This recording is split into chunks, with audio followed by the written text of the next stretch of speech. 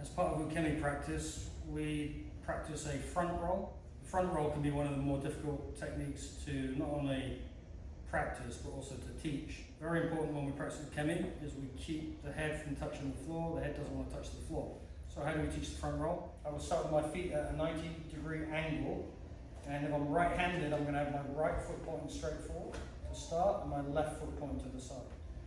I will squat down my haunches, and now my right knee is pointing straight ahead. This is the direction I want to roll. My left knee is pointing to the side. So at this point, I place my right knee on the ground. I take my left hand and I place it exactly opposite, about the width of my body. So I have a balance point in my front knee, I have a balance point in my left hand. Once I'm in that position, remember, I don't want the head to touch. So what I'm going to do, I'm going to take my free hand and I'm going to point it directly behind me, and I'm going to touch my shoulder onto the ground. I've got my knee on the floor, my left knee is going 90 degrees away, my left hand is in line. I'm going to take my right shoulder, place it on the ground, and my opposite hand is going directly behind, so my shoulder is touching the floor. So once my shoulder touches the floor, I just push off with the feet and I just roll over. The angle of the right hand is quite important.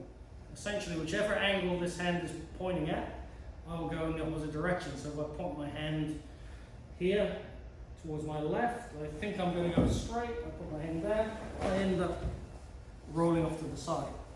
So very important to have the arm going straight back here, and then I'll come up, and now it's pointing straight forward again. Walk up to the mat, squat down, bring the hand, the knee, the arm, and then roll. So little by little, we're getting a smoother movement. Place the right foot, if they're right-handed, other foot 90 degrees, they kneel. This hand goes down, knee goes down, hands already going back, and I roll over.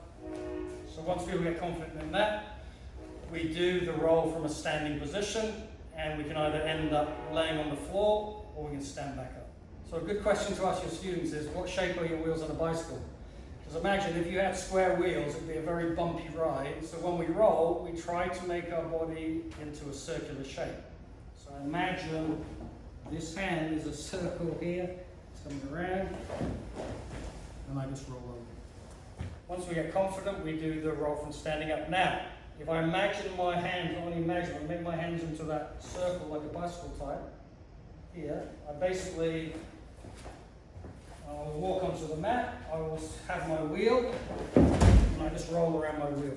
It's very smooth, there's contact with the floor. I'm not hurting myself, I'm spreading